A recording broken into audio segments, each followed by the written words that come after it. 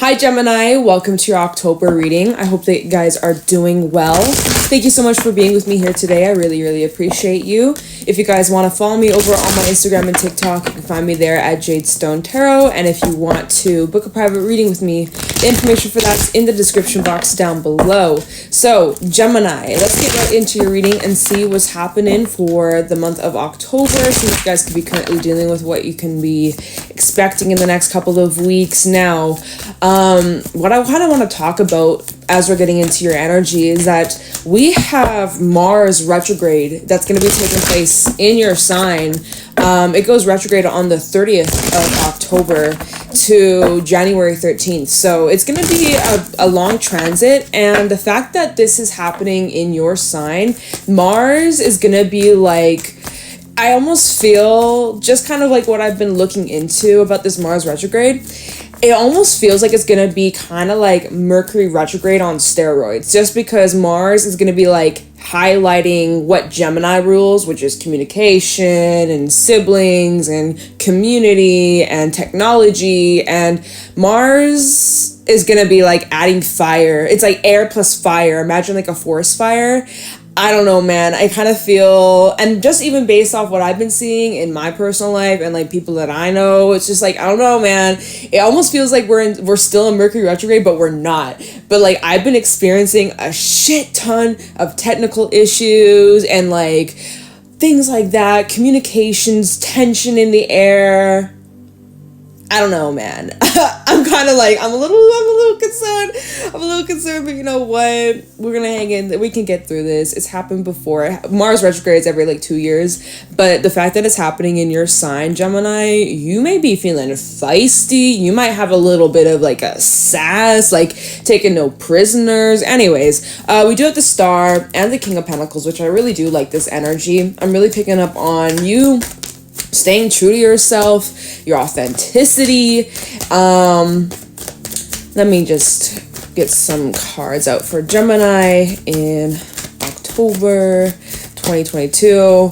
But yeah, something just to keep in mind during Mars retrograde is like just to not be impulsive, because that's kind of the vibe where it's like you might just like impulsively do something or act on something or say something, or just like, you know, think before you speak, basically, or think before you take any action. We have, let's see, the Sun, Four of Wands. This is nice. Messages for Gemini, Sun, rising Venus in October 2022. Show me clearly what's going on for my Geminis. So we have the Star, King of Pentacles, Queen of Swords, Page of Pentacles, the Sun, Four of Wands, Ten of Swords. Okay, that makes sense. And give me one more for Gemini in the month of October 2022. Anything else? Any final thoughts, final messages? Last card, please. Give me one more, please. And then I'm going to get into it. All right. Bottom of the deck, Page of Wands, Seven of Swords, Five of Swords reverse, and the Six of Pentacles, Six of Swords. Okay. So I do see that there's movement here. We have a couple of sixes out here. You might be seeing a lot of sixes and synchronicities. So we have Taurus energy, Aquarius, double Taurus actually coming out. Those are the main zodiac signs coming out. So let me just feel this out here, because I'm picking up on quite a few messages. We have something in regards to your work, your career, something in regards to like a wish fulfillment. We see here with the Sun, Four of Wands, the Star, King of Pentacles, like you look like you're heading into a time of your life, Gemini, where you're really like stable. I feel like stability is being highlighted for you in your foundations, in your relationships, within yourself, your community, your home, where you live, your money, your finances, like all of those kinds of foundations. It seems like things are getting really solid. It feels like it's being cemented. It feels like it's being solidified. And it really seems like your hard work and effort is paying off. You have a really positive attitude about the direction that you're heading down. You have a good idea about what it is that you're looking for, what it is that you desire and hope for the future. You have really good faith. And you're very determined to make this work. You come across very reliable at this time. So I don't know if you're taking on maybe higher responsibility, or, you know, maybe there is some more, I feel like you're putting more structure into your life, and also you're having more fun. That's the thing. The Four of Wands and the Sun, like, you're having fun. You're doing what you love. You're having just full appreciation. It's like you're working hard, but yet there's time where you can take a break, rest, and enjoy, and just like celebrate and be around good energy and good times. Like, it really seems like October, you're really just in flow. You're in tune with yourself here with the star. You're really in tune with yourself. You're finding the balance between work life, hard work, and rest and fun. Like, you're having a good balance here. And I really like that the stars, I was like, again, you have really positive attitude about the future, about where you're at, and also where you're headed. You know where you're going, and yeah, it's just like there's this steady momentum that you have, and I love that for you. Now, we do have the Queen of Swords, so there is like that more analytical mindset coming through, which is fitting, right? You're a Gemini, this is Libra energy, so I think Libra season, you're really driving with this energy. Now, Queen of Swords, you do have your defenses, not like necessarily your defenses could be, I mean, maybe. All right, because we do have the Ten of Swords that's underneath the Queen of Swords, so some of you have gone through some endings recently. Maybe you've really had to establish some firm boundaries, and by you establishing those boundaries in certain connections, possibly resulted in certain people leaving your life. It could be people that were very close to you. It could be family. It could even be someone that you were in a committed relationship to here. Hierophant reverse. Deep commitment. And for some, it's like you established a boundary, or you set a boundary with someone and they didn't like it and they walked away, or they left your life, or, you know, maybe things got really messy. The thing is like you are really standing your ground, and you know your worth, you know your value, and you're not going to be putting up with less than what you deserve. And so you're like, if you're not going to respect me or meet me halfway, then there's the door.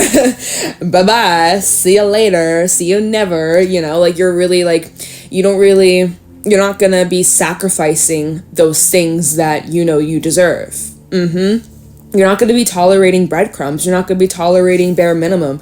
And you're making it very, very clear. You've gone through a lot. You've gone through lots of hard testing lessons, and you've learned from them. And so you don't want to go back down that road. You don't want to repeat the past. You don't want to repeat those lessons. You've learned it, and you're solidifying it, and you're showing the universe that you are not going back to that time, that old way, the old types of relationship dynamics and lifestyles and behaviors and mindsets and beliefs. Like, you're done that time, that you're done that chapter of your life. And like, as I'm talking, it feels very serious. Like, that's that Queen of Swords. It's like you take that very seriously. You're like, I am never doing that again. Never doing it again. I getcha. Because especially now that, like, things in your life, you're just feeling really positive and really happy and really optimistic with where you're at. That's why you're it feels like there's like a very protective energy that you have around yourself. You're being very selective who you let into your life, who you let into your space. You're careful of like who you let your walls down or who you trust, especially if you have new things coming in. Page of Pentacles. This can be in revolving like work. This can be new friendships. This can be like people who are trying to get to know you, inviting you out, things like that. It feels more like your connection to other people. Okay, just intuitively is what I'm feeling now. Yes, this can be in work and stuff, but with the Queen of Swords, it's like you're not just gonna jump at anything that's like shiny and new and like, oh my god, it's gold. It's like, oh my god, no, it might not be gold. You've been around that before. You fell for the slick tricks and fool's gold and like, oh my god, it's shiny and bright, it must be a diamond. You've fallen down that road before, and then you realize like, oh, it's just plastic. It's not actually gold. It's not a diamond. It's actually just glass. Like, like you've been tricked. You've been down that road, and so now it's like when opportunities come in, you got like blues clues. What blues clues? Like, I just imagine a little detective with like a magnifying glass. You're like, before I sign any documents, let me look at the nitty-gritty details. Let me look at the picture, the details up close and personal. So yeah, I definitely am picking up on that energy here with the Page of Pentacles and the Queen of Swords. It's like you're being very, very careful of what you're giving your energy to, what you are opening yourself up to. You're moving with caution. And that's kind of the same energy with the Page of Wands to the Seven of Swords. It's like Page of Wands is a very lighthearted energy, very fun, very very free and playful. This is also very imaginative, creative energy. Yeah. But again, when it comes to you moving forward or opportunities that are coming in, you're moving carefully.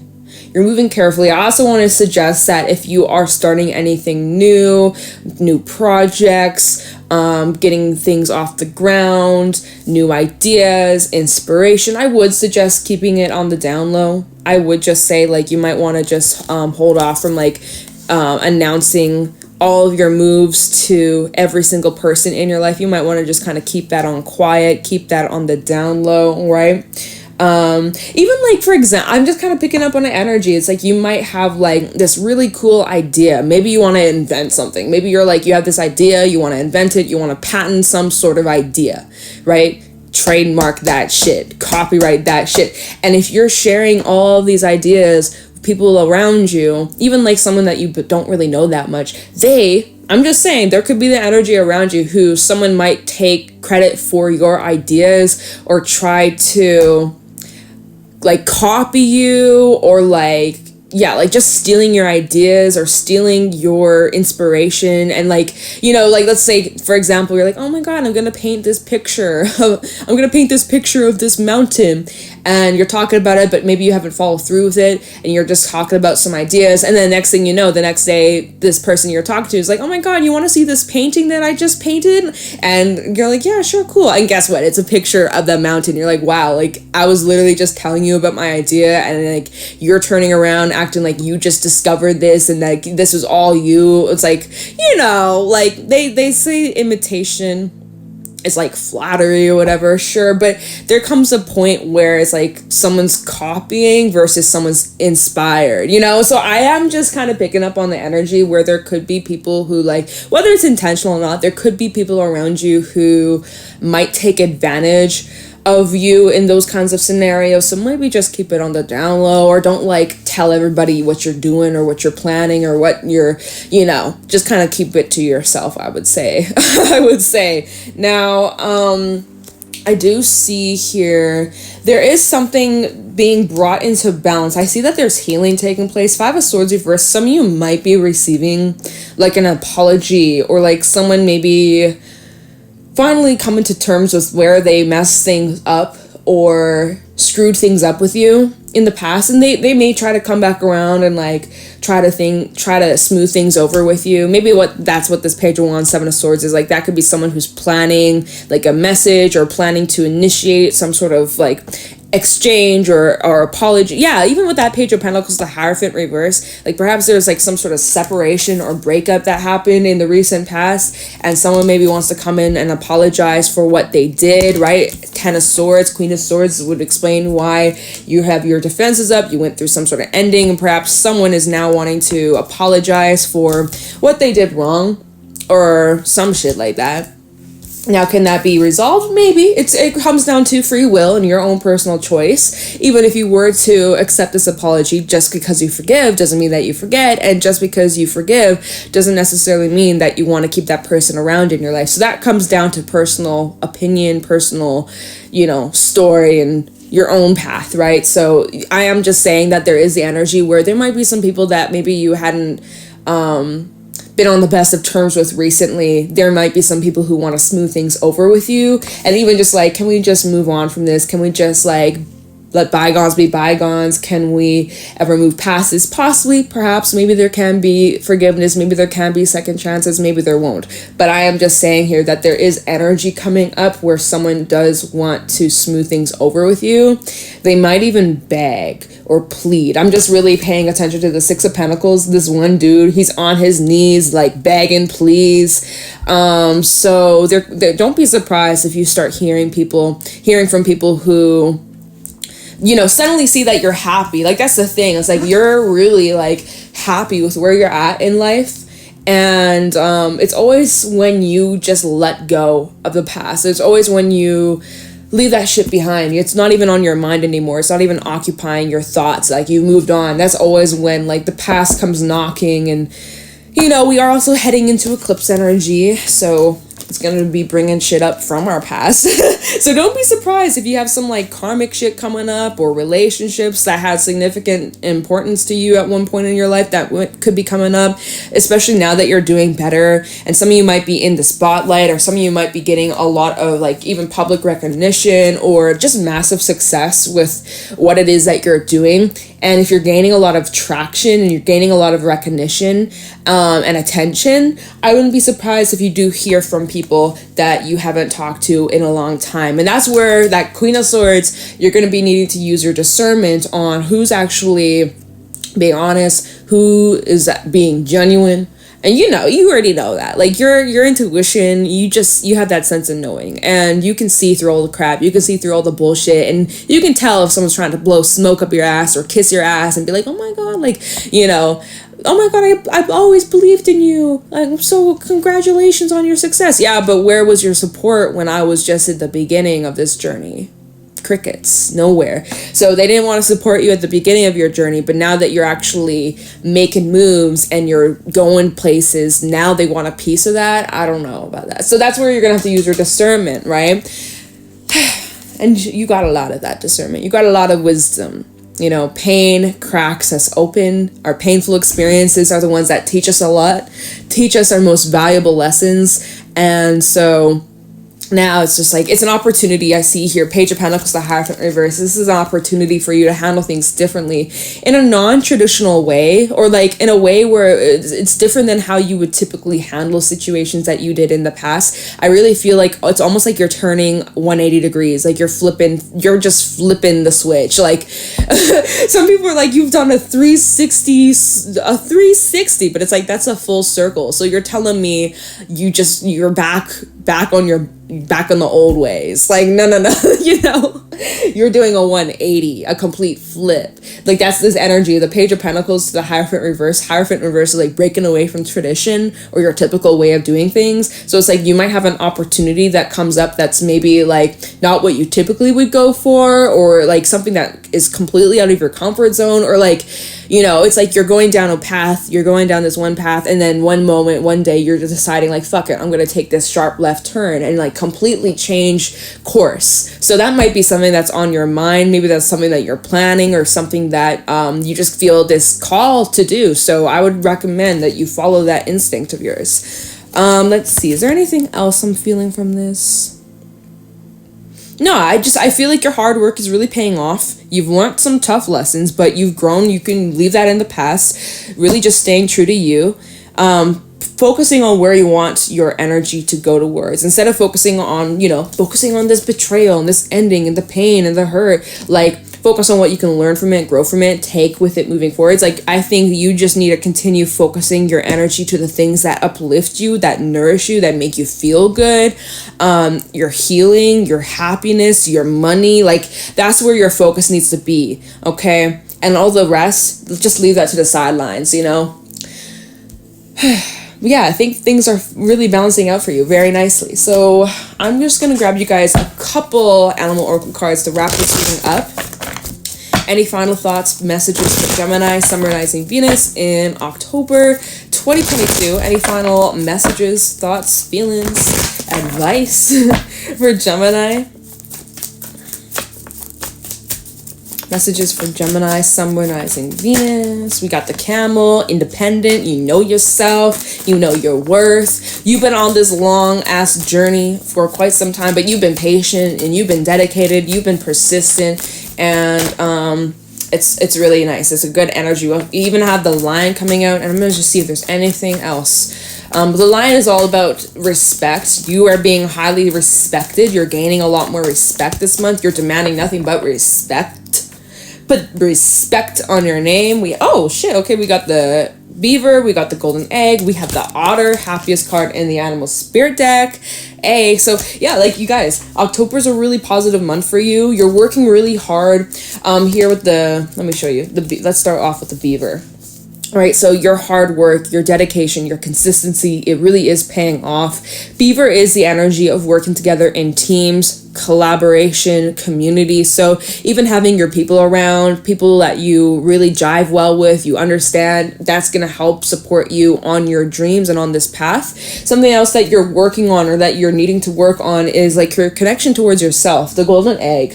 So the golden egg represents your heart space. It represents opening up your heart. It also does talk about the connection that you have towards yourself, building that relationship towards yourself, higher self, your inner self, really learning to establish and strengthen that bond with yourself. So that's something that you're needing to work on and continue to strengthen. Oh, it's 2:22 p.m. just as I looked at my time.